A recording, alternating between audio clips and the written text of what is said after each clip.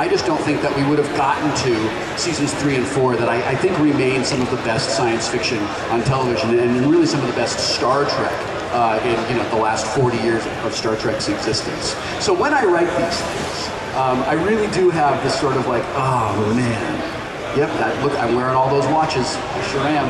Look, swatches all the way up my arm. What is that? Is my hair giant and feathered? As a matter of fact, it is. Do I detect a bit of a mullet on myself? I think I do, because it was 1987 and we were idiots. This is just to sort of diffuse that, yeah, well, you hate Star Trek and you're being a jerk about it, emails that I eventually get when I write these sorts of things. Let me see how I'm doing on time. I would love to entertain any questions that any of you may have. And if not, I'd be happy to get out of your way and let you go on with the rest of your day. Does anybody have any questions for me that I could possibly provide answers to? Yes. Oh, sure. Yeah. I love your bag, by the way. That's really cool. I did an animated short for Nickelodeon, gosh, over a year ago called Kyle and Rosemary. This is a wonderful, wonderful story. It is about a geek kid played by me and a goth girl who meet one another and fall in love in an MMO very similar to World of Warcraft. It's actually about as similar as you can get to World of Warcraft without violating any copyrights or intellectual property. And they fall in love as only teenagers can. And they decide that they're going to meet in real life. And then when they do, they discover that they are in fact star-crossed lovers because they are from a goth world and a geek world that can never meet. The geek boy's friends are like, ew, spooky ghoulies, and the goth girl's friends are like, ew, nerds.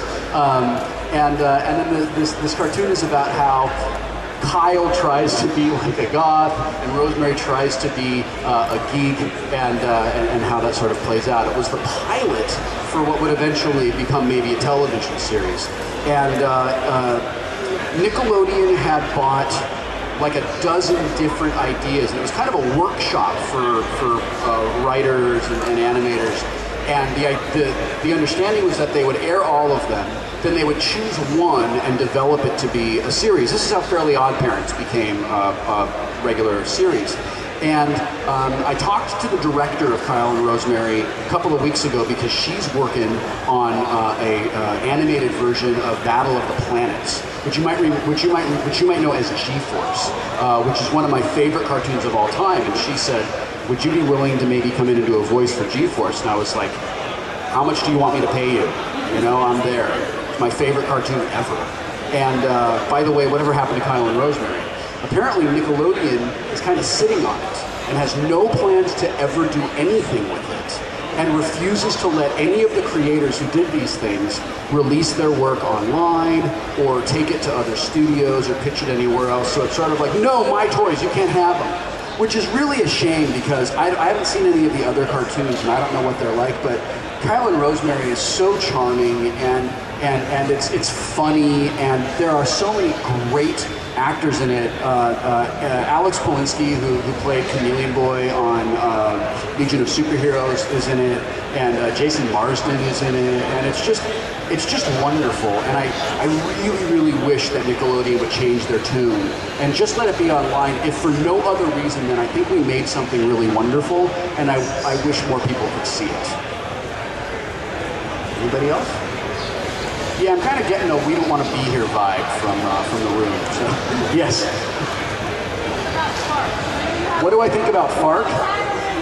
I do have a tag on FARC. No, they're not. No. The thing about people assuming that FARCers are jerks is that nobody really takes themselves very seriously on FARC. And it's kind of a trial by fire. It's kind of a constant hazing. When you're there, and if you take things too seriously, you're bound to be offended, and you will want to leave real fast. I know that my experience with FARC is a little different than the average experience with FARC because Drew's one of my best friends, and I have a tag with my name on it at FARC. So people are either very nice to me or they go out of their way to troll me. But if you don't do anything else at FARC than look at the Photoshop contests, I think you would be deliriously happy. It's a great website. Well, Drew's book, the FARC book, is terrific. It's called the FARC book, and it's how mass media passes off crap as news. And Drew identified through years of running FARC and years of like, if you're familiar with Watchmen, there's this great scene in Watchmen where Ozymandias looks at a wall of televisions and he tells his assistant, "Show me everything," and he just stares at the televisions with the sound off to see like kind of like what the gestalt is. Thank you so much for being such a good boy. He makes his business decisions based on kind of like what the great collective unconscious is. Drew had a similar experience with FARC because people were submitting all these stories all the time, and he started to see the same stories would show up at certain times of years, right? It was like, oh, now it's time for the shark attack stories to be in the news. Now it's time for some attractive young white woman to go missing, and we're going to obsess about that for a long time. And now it's time for the press releases disguised as news to come on television. And Drew identified all of these patterns, and he started talking to people at CNN and other networks, and they said, "Oh man, you're on to us. You're absolutely right. This is the stuff that sucks about media." And Drew wrote a book about it, and it's really great. In addition to this kind of scholarly sort of treatise on what's wrong with the media, there are also all these comments from FARCers in there that go with the stories that came out. It's a terrific book. I highly recommend it. I read it in 3 hours on a plane flight from LA to Seattle, and I think it's great. Yes, sir.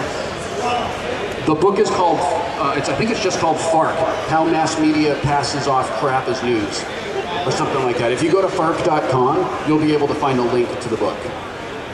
Anybody else? Yes. How do I feel about Dungeons & Dragons 4th edition? I am cautiously apprehensive. I wrote a thing about the new Star Trek movie on my blog a little while ago, and the point that I made is that we in the geek community exist in a post-Phantom Menace world. Like, Phantom Menace changed everything. No longer could we take for granted that the creators who gave us so much joy with their work would honor our commitment to them by making something that didn't suck.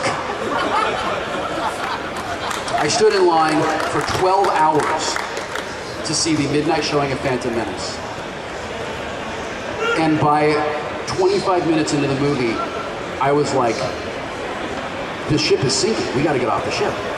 We have to, the phone call's coming from inside the house. We have to leave. This is not working. By the time it got to, I'm Anakin, I'm a person, I wanted to burn down the theater. By the time the movie was over, I was enraged. I felt betrayed. And then he went and he made it worse with Attack of the Clones. And then, like we didn't learn anything from the two movies, we went and saw the goddamn Revenge of the Sith, and it was the same thing all over again. So, thank God we have Peter Jackson in our world. Thank God we have Joss Whedon in our world. And thank God we have Zack Snyder in our world. It's kind of like, you know, George Lucas is kind of like the guy that started all of this stuff. But he's lost his way. And we live in a post-Phantom Menace world, so we cannot take for granted that these things are going to be great. And I think we have to stay vigilant, and we have to expect the worst and hope for the best.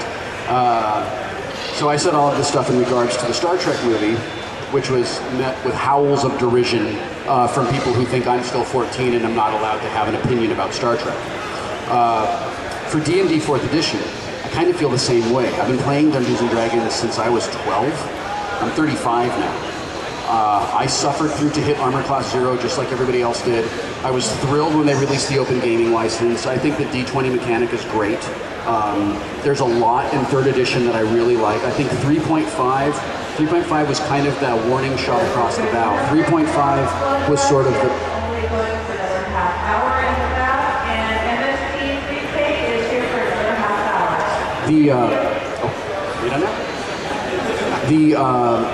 The shot across our nerd bow was the D&D version of those special editions, you know, like where he like inserted walkie-talkies instead of guns. That's right, like instead of like your barbarian starting out with a sword, now you start out with a walkie-talkie, was D&D version 3.5. which Monty Cook has made very clear